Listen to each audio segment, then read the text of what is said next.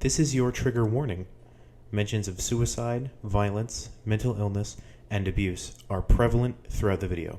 Viewer discretion is advised.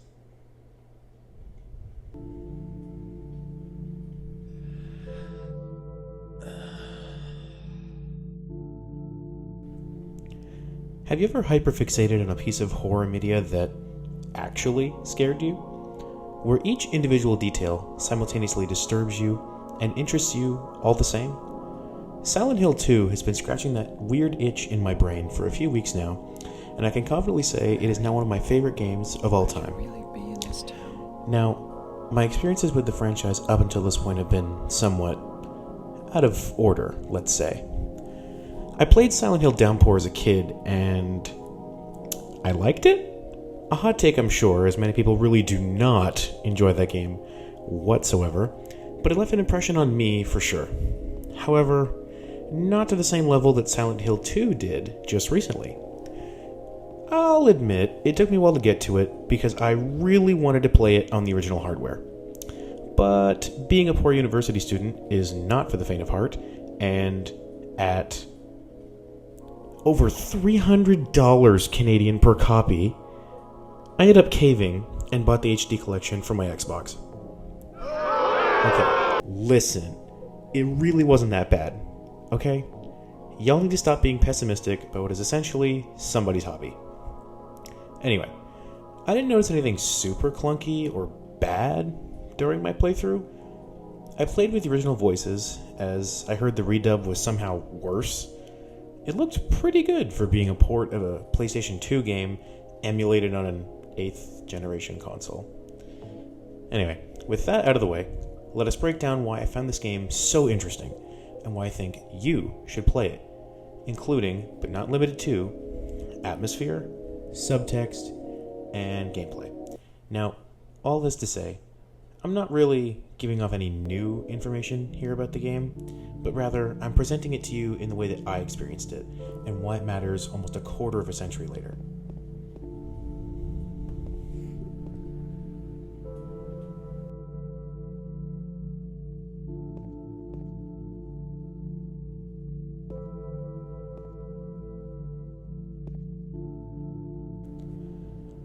Now, this is often everyone's talking point concerning any Silent Hill property, but I think it is especially poignant here. If you didn't already know how it works, Silent Hill warps to fit the trauma and experiences of each person that finds themselves within it. At least that's how I understand it. Not that it isn't important, but this section will probably be the shortest simply because it's mostly an additive for the other two ideas. With that being said, one of the best examples of this is the fog. Implemented as a rendering technique when the game was designed, the fog you see throughout your time in the town leaves you feeling very claustrophobic and super lost. Similar to the sense of guilt that James feels, leaving him trapped at a point in his life. Another example of this is what many refer to as the other world, when Silent Hill warps into an even darker place. This happens a few times throughout the game, without warning, as all your map markings will disappear and the area will be laid out almost exactly the same, but it looks and sounds completely different. This is a great way to keep the player on their toes, but also just to scare the shit out of you. The hospital is a prime example of this. If you know, you know. I also can't put the section in here without mentioning the different locations you visit. In my opinion, the hospital, like I just mentioned, and the hotel are the scariest. And the town itself is a solid third. But overall, your environment is designed to fuck with you, hardcore, whether it scares you, makes you think, or both. The sound design also supports this big time beyond the visuals. The noises some of these creatures make are actually kinda gross. To complement these, a haunting score developed by Akira Yamaoka, I'm pretty sure that's how you pronounce that, finds you at some very important points in the game. It will often make you feel a number of things, especially as you learn the true stories taking place in the titular town. Another element of sound, or lack thereof, is the silence present in the game as well. It leaves room for the player to not only contemplate, but also to make you uncomfortable when other sounds or visuals are present. For example, There's an optional jump scare in the prison section that you might totally miss if not for your desire to look for items and interact with stuff. Overall, the game's atmosphere is designed to reflect a number of things, but for me, I would say just a familiar sense of discomfort. Each area of the game feels lived in or historic, despite being warped to fit James's grief and trauma.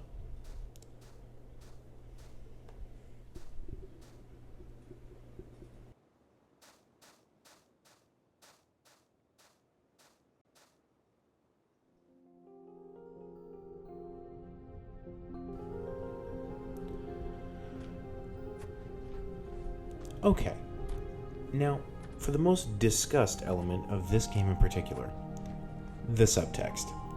Spoilers ahead for a game that came out 24 years ago. You've been warned. And just in case you didn't catch the trigger warning at the beginning of the video, there are mentions of violence, abuse, and mental illness in this segment. Feel free to skip ahead to the following timestamp here on the screen if any of that makes you uncomfortable or just isn't for you.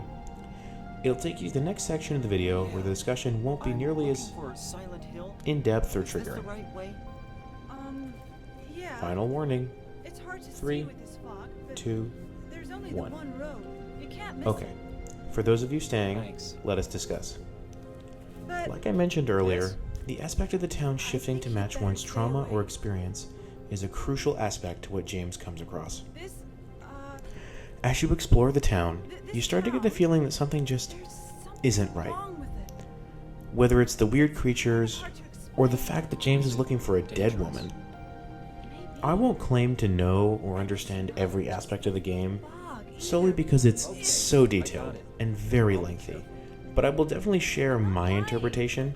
No, Feel free to let me know if you have any other thoughts. it's just. I guess I So, really don't as you care play through the if game, it's dangerous you meet a or not. number of characters. I'm going to town. either This way. includes Angela, a young woman looking for her mom, Why? Eddie, a guy who seems to be the definition of guilt, and eating one's feelings. I'm not really sure how that plays What out. is it? Someone Laura, a young girl, and Maria, very a important. woman who strangely reminds James of I'd do Mary, anything if I could pay for despite her it. difference in appearance and personality. Each of these characters seemingly represent a form of grief or a reaction to a form of trauma. So long since I've seen This also speaks to how the town transforms for each person. For Angela, the monsters she encounters all take the shape of her dad, creeping around. find them either. For Eddie, they all look like the people that hurt him his entire life. I'm sorry. For James, the creatures he encounters all represent his guilt surrounding his wife and her disease. Yeah. Many of these creatures are sexualized in a really odd way, such as the mannequins made of 2 pairs of legs, or the lying figures, which are almost like half body bag, half bed, and part person. Representative of someone plagued by disease, displaying moments of beauty despite constant agony. However, this is not to say that James isn't attacked by other elements either, seeing a blend of his trauma with other characters. An example of this is the Abstract Daddy, a boss you fight later in the game, which is really more of Angela's monster than it is one for James. It's important to note that what the player sees is only what James sees, so while we may never know what Angela saw, we know that her conception of that creature is based around her physically abusive father, who she eventually killed, based on her reaction to it later in the game. This also explains her desire to commit suicide much earlier when James finds her on the floor of the apartments. Little things like this speak to the detail put into the game even if by accident. Many things were on the mind of the dev and illustration team, and that much is clear. There is so much you don't see, but you can definitely infer or discover things through interaction or dialogue. There's lots to unpack here. Something else I wanted to mention is the importance of Maria and why she exists. As I mentioned a moment ago, she looks almost exactly like Mary, despite having different colored eyes, hair, and a more expressive, shall we say, sexual personality. It's a little odd. She accompanies James through a large chunk of the game, however there are moments where she will depart from you, not always on purpose. In some way, she can be more of an antagonist than an ally, but as the game progresses, you start to get the feeling that something else is really off about her. Again, spoilers, but if you haven't put 2 and 2 together yet, I'm sorry to spoil this for you, but Maria is, you guessed it, an idealized version of Mary that James imagines to cope with Mary's absence during his struggle, after he killed her. He watches Maria die quite a few times before eventually coming to the conclusion himself at the end of the game that he killed Mary. This explains why Maria knows a few things, like how she knows about the tape that James and Mary made at the hotel. Not that kind of tape, you weirdos. It's not what you think. Speaking of weirdos, I think King Weirdo would most definitely be Pyramid Head, a tall, lanky, and really slow creature that follows you around. Reminds me of somebody I used to know. Familiar to anyone else? His primary purpose is to not only kind of freak you out and make you feel defenseless, but he is most definitely a manifestation of James's guilt and his desire to be held accountable for his role in his wife's suffering. The few appearances he makes don't have him staying for long, but his presence is most certainly impactful. Throughout the game, James gets increasingly more violent as you find yourself armed with different weapons and tools. Every creature you encounter is one you have a chance to kill, even if it can't hurt you back. Much like the invisible prisoner within Toluca Prison that grumbles in one of the cells. Something else I didn't really notice until it was pointed out to me by a blog post is that, quote, the only character that feels no guilt, Laura, is also the only character to whom Silent Hill appears as a sleepy resort town by a lake. She sees no monsters, faces no demons, and wonders why the adults around her won't stop ranting about a pyramid-headed man holding a spear. I'll leave a link to the blog in the description if you're interested in reading it. There's some good stuff in there about grief and how James explores this. One other thing I want to touch on in the subtext section is the fact that almost every corpse you find in the game is wearing James's clothes.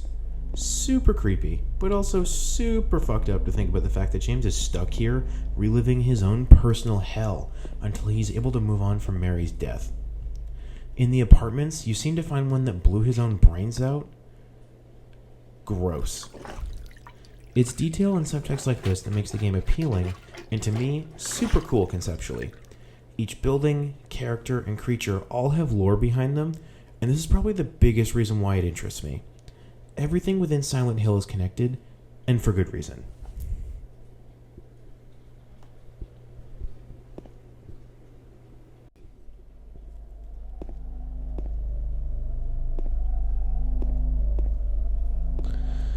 With so much subtext, lore, and detail, one might wonder where gameplay sits in this equation. To answer that question, I'll definitely say that the fixed camera design feels a bit dated, but it's probably the pinnacle of its time, especially when compared to titles like Resident Evil or Alone in the Dark.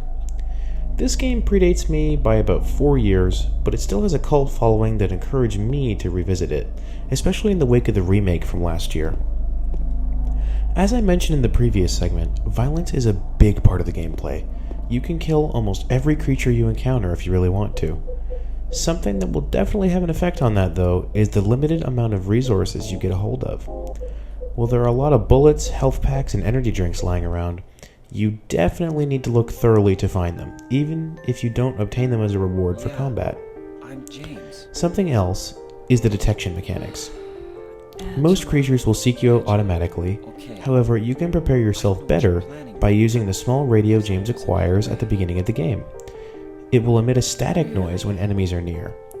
However, this only works effectively in buildings, as when the streets are brought into the other world later in the game, the radio goes crazy everywhere you go. Luckily, you can toggle it on and off or change the volume through the inventory menu, which, by the way, has such a cool sound effect when you select or change an item. It reminds me a lot of the PlayStation 2 UI, which is a win any day of the week. Another big gameplay feature is the saving. Where Resident Evil has typewriters, Silent Hill has red squares? And the crowd goes, eh? This is a feature I'm not super jazzed by, other than the in-game lore reason for their existence. You can find them scattered all throughout different locations, specifically little safe havens where enemies are not present by default. At the end of the game, you come across a group of 9 squares to save on, which represent the 9 different enemies or creatures you encounter throughout the This is what game. you're looking for. Super cool nod. Who else would I know? While not as aesthetically interesting as Resident Evil, these squares saved my ass a couple of times during my playthrough. I'm so tired. Another gripe I have with this game, despite knowing why it was designed that way, is the sheer amount of locked doors. Oh my god, there are lots. I'm sorry. This is primarily because the game pushed the PlayStation 2 to its perceived limits at the time, although we now know they could work a little harder if needed. But also, it's designed to keep the player guessing. She's my wife. You will find yourself trying every single door in a given building to fill out your map. I'm sorry. This mechanic later becomes important in the other world, as different doors will be locked or unlocked there compared to the regular version of a location. The hotel at the end will challenge your memory skills in this too, as different doors will be unlocked or will teleport you to places you did not want to go, Don't worry. which is a kind of cool attention to detail. I'm not crazy. Really gives some creepy vibes. At least, I don't While it think definitely so. takes some adjusting, it starts off as something annoying I or wanna find my lacking. mama. Because personally, Should I go? catch me exploring stuff. This town's Much unlike dangerous. Resident Evil Now though, I know what where you you're have doing. options Cemetery. and can explore different rooms for optional gear, Silent Hill 2 is Besides, decently I'd linear. just slow you down. While you can still explore rooms and areas for optional gear, you definitely have to work a little bit harder to do so in this context.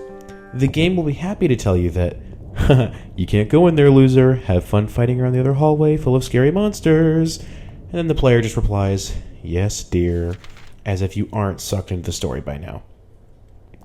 Now, let's talk about another important aspect. Combat and lighting. This definitely took some getting used to, and I think it's where the game primarily demonstrates its age. It feels very clunky and slow, especially at the beginning, though I think this unintentionally adds to the level of tension. Prominent, especially in the first couple hours, is your flashlight. Without it, James cannot see or pick up items in the dark. Like the radio, you can also turn it on and off. You will completely miss the handgun pickup in the apartment complex if you don't have it. Until you acquire said handgun, James just beats things to death with a wooden plank and some nails, which, hell yeah, James, live your heretic moment. But eventually, you do get better stuff, such as the shotgun, the rifle, and the metal pipe. These heavy-duty items become especially important near the end of the game, as the handgun simply just doesn't cut it after a while, especially when fighting nurses at the hospital. Again, if you know, you know. Lastly, I want to talk about the puzzles and the mysterious writing. While this is applicable to every topic in this video, I thought it would fit kind of nicely in here. Yeah, but Much like Resident Evil, Silent Hill 2 contains puzzles that are required to advance to other locations or items. Most well known are the grandfather clock, the coin desk found in the apartment, followed by 2 different boxes in the hospital which require riddles to open, and some of the creepier ones in the prison. She's all You'll have to look at those yourself. I don't feel like reliving that. I can't really delve into these without padding the runtime of this video, but believe me when I say that I really liked these, and the difficulty scaling was the coolest part. I played through on normal, and I could only imagine how much more difficult the solutions could be beyond what they were for me. I definitely had to look up a guide once or twice. One that really stood out to me was the trick or treat box in the hospital. This puzzle requires you to remember details from newspaper clippings, the map, and other things throughout the town in order to open it. The puzzle is given to you in the form of a hellish game show in the hospital elevator, where it later tells you where you're to claim your prize of extra resources such as shotgun shells and healing items. Not required to do whatsoever, but a nice reward for attentive players like myself that ended up helping me in the long run. Supporting these puzzles is lots of writing on walls, papers you can pick up and read, and symbols. Most iconic of these I think is the "there was a hole here, it's gone now" quote you find at Neely's bar in the town.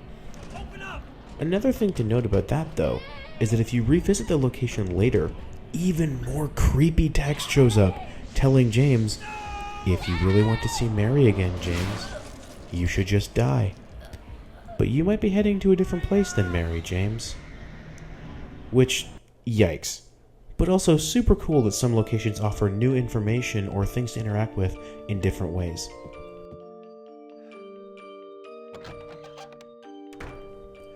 Overall, there is so much to learn and pick up on throughout the game, there is really no way I could cover it all with enough depth and attention that it truly deserves. This is a masterpiece. There is so much to offer here, and this game really is a masterclass in telling a more mature story based in trauma, which is another reason I will say you should play this absolute classic if you haven't, if you can afford it. Most people will say the original hardware is the best way to experience this game, and I hope I'll be able to play it that way one day. The remake is good too, so I've heard, though I can't speak to it much having not played it yet. Let me know if you have, and what you thought of the differences.